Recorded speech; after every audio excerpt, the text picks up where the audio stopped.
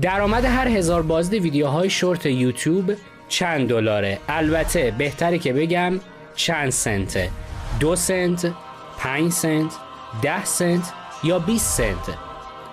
در جواب باید بگم که تمامی این درآمدها کاملا درستن.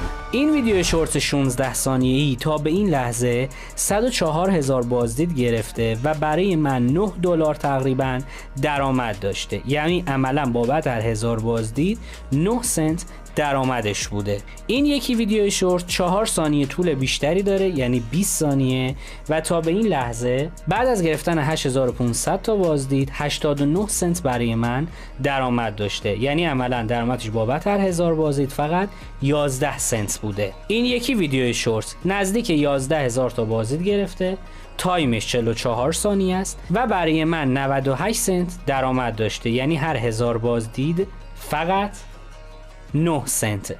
و حالا این ویدیو شورت 2 دقیقه‌ای که 5700 تا بازدید گرفته برای من 59 سنت درآمد داشته. یعنی بابت هر 1000 بازدید فقط 11 سنت.